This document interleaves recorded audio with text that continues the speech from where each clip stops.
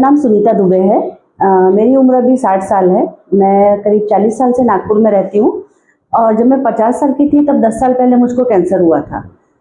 Breast cancer होने के बाद मुझको जब इसके सिम्टम्स सब थे तब मुझको कुछ पता नहीं चला। उसके बाद मुझको जब पता चला कि मुझको ब्रेस्ट कैंसर है तो मैं, जैसे लोग सब कैंसर सुन के घबरा जाते हैं, तो मैं भी वैसे ही डर गई थी। पर बाद में जब मैंने देखा कि इसमें अपने को जीतना है, अगर इलाज तो कराना ही है, पर पॉजिटिविटी और आपकी सोच जो है बहुत मैटर करती है। इसलिए मैंने इस चीज़ को अपना हथियार बना लिया अपनी पॉजिटिविटी से, और लोगों के बहकावे में ना आके मैंने प्रॉपर ट्रीटमेंट लिया और आज मैं इस मुकाम पे पहुंच गई हूँ कि अब मैं लोगों को ठीक करती हूँ और लोगों की काउंसलिंग करती हूँ। तो मैम आपने जैसे बताया कि जब कैंसर डिटेक्ट हुआ तो आप डर गए थे। आमतौर पर ऐसे होता है, जब पता चलता है तो बहुत से लोग डर जाते हैं, ट्रीटमेंट नहीं कराते, लोगों की बातें सुनती है। तो आपने उस समय को कैसे मतलब संभाला? वो हादसा मेरे साथ भी हुआ, क्योंकि लोग निगेटिव ज़्यादा बताते हैं। लोगों को अभी क्या ट्रीटमेंट शुरू हुआ है और अभी के समय में ट्रीटमेंट की थेरेपी का क्या वो है, वो लोगों को पता नहीं है। लोग 15-20 साल पुराना, 30 साल पुराना एक्सपीरियंस बताते हैं, जो हमेशा निगेटिव ही होता है। तो मैंने ये सोचा कि लोगों को पॉजिटिविटी बताओ, और लोगों को अगर पता चले कि जल्दी डिटेक्ट होता है, अर्ली स्टेज में डिटेक्ट होता है तो कैंसर क्योरेबल है। तो फिर मैंने इसके ऊपर काम किया और मैंने फिर लोगों को, लेडीज़ को अवेयर करना शुरू किया। आपको कब पता चला कि आपको कैंसर है? जैसे कि आपने बताया कि आपका फिटनेस सेंटर था, बहुत अच्छी तरह से आप ऑलरेडी बिल्ड थे, लेकिन अचानक पता चला और उसके बाद फिर किस तरह पता? जैसे गठान आती है, अपन उसको नजरअंदाज कर देते हैं। मेरा वेट लूज होना शुरू हो गया था बिना किसी कोशिश के। जब अपना वेट एकदम लूज होना शुरू हो जाए और अपन दुबले होने लगे तो अपने समझ जाना कि शरीर में कुछ गड़बड़ी है। अगर अपन ने उसको नजरअंदाज कर दिया तो फिर अपने को उसका नतीजा भुगतना पड़ता है। तो मेरे साथ भी वैसा ही हुआ। मैंने सेकंड स्टेज तक मुझको पता ही नहीं था। जब मैंने चेक कराया तब मेरा ऑलरेडी थर्ड स्टेज पे पहुंच चुका था। और जैसे कि आप जानते ही हैं, कैंसर में 4 स्टेज होती है। अगर वो फर्स्ट स्टेज में पता चल जाए तो बहुत ही अच्छा है। अगर किसी सिम्टम के चलते अपन उसको पकड़ पाए तो उसका इलाज बहुत 100% संभव है, 100% आप ठीक हो सकते हैं। अदरवाइज अगर लेट हुआ तो फिर उसमें बहुत प्रॉब्लम्स आती है और फिर आदमी की जिंदगी इतनी नहीं रह पाती है। ऐसा बताया जाता है कि अगर किसी को कैंसर होता है तो उसके साथ साथ उसका अपना परिवार भी सर्वाइव करता है। तो क्या आपके साथ भी ऐसा एक्सपीरियंस हुआ? बहुत ज़्यादा हुआ था, क्योंकि ये मेरा पहला ही मौका था। हमारी फैमिली में, हमारे रिलेटिव्स में मैंने कभी ये सुना ही नहीं था। और मुझको जब हुआ तो मेरी फैमिली के लिए भी एक शॉकिंग न्यूज़ थी। और उसके बाद फिर मैंने जब देखा कि सब लोग मेरे साथ खड़े हैं, मेरी सिस्टर है, मेरी फैमिली है, मेरी बेटी है, बेटे सब हैं, तो जब सब साथ में खड़े थे तो उनके साथ फिर लड़ाई थोड़ी ईजी हो गई। और फिर जब हम पॉजिटिव लोगों के साथ जुड़ते हैं तो फिर हमारा थोड़ा इलाज आसान हो जाता है। तो विचारों के उससे बहुत फर्क पड़ता है। जो निगेटिव लोग थे, जो निगेटिव बातें करते थे, मैंने उनको शुरू से ही दूर कर दी। और अब मैं लोगों को भी यही सलाह देती हूँ कि अगर आपको ठीक होना है और आपको पॉजिटिव रहेंगे तो आपको जल्दी उसका इलाज का आपको फल मिलेगा।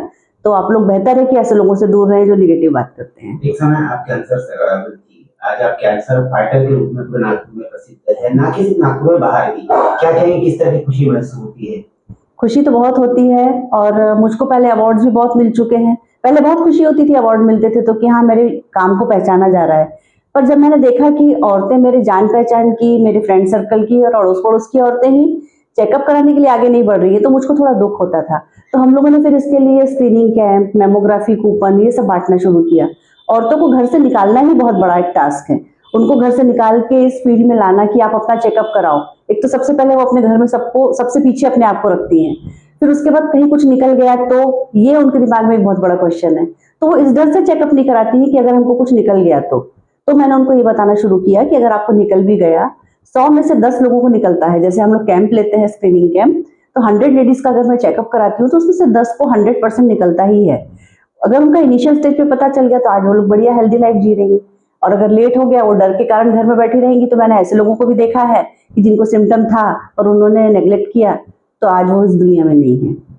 ऐसे बहुत सारे लोग हैं जो कैंसर जिनको होता है या सस्पेक्टेड है कि भी उनको हो सकता है क्या, लेकिन किसी से बातचीत नहीं कर सकते। ऐसे में अगर ऐसे जो लोग हैं जो चैनल के माध्यम से आपको विश्वास पर देख रहे हैं, क्या कहना चाहेंगे?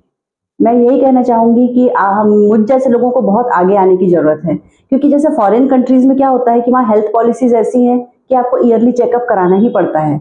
तो उसमें आपको स्टेज जो है वो आगे बढ़ने नहीं पाती। आपको शुरू के स्टेज में ही पता चल जाता है, क्योंकि आपका ईयरली चेकअप होता है। अभी हम लोग भारत में इस चीज में बहुत पीछे हैं। मेरे को स्वास्थ्य विभाग से, हेल्थ डिपार्टमेंट से, नागपुर में, अभी नागपुर में आप देखेंगे एक नया ट्रेंड आया है कि आपको अक्टूबर मंथ में पिंक कलर, जो पिंक रिबन है, वो लेडीज के ब्रेस्ट कैंसर को वो करता है। तो उसको आजकल बड़े बड़े होर्डिंग लगाते हैं और लोग उसमें इनिशिएट कर रहे हैं। बहुत से लोग अक्टूबर में करते हैं, अभी जैसे वर्ल्ड कैंसर डे, उसको भी सेलिब्रेट करते हैं, तो लोगों को बताते हैं। लोग थोड़े जागरूक हुए हैं, पर अभी मेरे ख्याल से ये 100 में से 10% ही है। और अवेयरनेस की जरूरत अपने को भी बहुत ज्यादा अवेयरनेस की जरूरत है। चैनल के माध्यम से आपको जो लोग देख रहे हैं उनको अगर कैंसर के विचार विमर्श के लिए आपसे बातचीत करना है या आपसे मुलाकात करना, आपसे परामर्श लेना, तो किस तरह आपसे संपर्क किया जा सकता है? मेरा फ़ोन नंबर आप नीचे दे दीजिएगा। मेरा नाम सुनीता दुबे है, मैं नागपुर में रहती हूँ। मैं आपको कभी भी किसी भी समय अगर आपको कुछ डाउट भी है तो आप मेरे से पूछ सकते हो, क्योंकि मैंने देखा है लोग पूछने में भी झिझकते हैं। जैसे मैं प्रोग्राम लेती हूँ, उसमें 200-300 औरतें अगर बैठी हैं, तो बाद में जब क्वेश्चन आंसर राउंड होता है तब उसमें इतनी लेडीज आगे आती है और पूछती हैं पर्सनल क्वेश्चन। और जेनेटिक है, हमारी माँ को हुआ था, हमारी दादी को था, तो ये बहुत ज़्यादा मायने रखता है कि अगर आपको जेनेटिक है, आपकी फैमिली में कैंसर की हिस्ट्री है या आपके पिताजी को था, तो आप रेगुलर चेकअप कराएं। इसकी कोई भी प्रिवेंशन ऐसा नहीं है कि आप प्रिवेंशन करेंगे तो आप बच जाएंगे, इसका कोई भी असर नहीं है। सिर्फ सर्वाइकल कैंसर एक ऐसा है जिसकी अभी वैक्सीन निकली है, और उसके बारे में भी अपन इतना नहीं बोल सकते। सिर्फ सेल्फ चेकअप और रेगुलर आपका रूटीन चेकअप, इससे ही आप बच सकते हैं। मेरा प्रताप नगर में है ऑफिस, यहाँ पे plot number 78 income tax colony Pratap Nagar में है। मेरा नंबर आपको नीचे मिल जाएगा, और आप कभी भी आप मुझसे बात करके कांटेक्ट करके अपॉइंटमेंट ले सकते हैं। आज के लिए बस इतना ही। ऐसी ही ताज़ा खबरों के लिए बने रहिए डेली न्यूज़ 9 के साथ। हमारे चैनल को लाइक करें, शेयर करें, सब्सक्राइब करें और बेल आइकॉन पर प्रेस करना ना भूलें। धन्यवाद।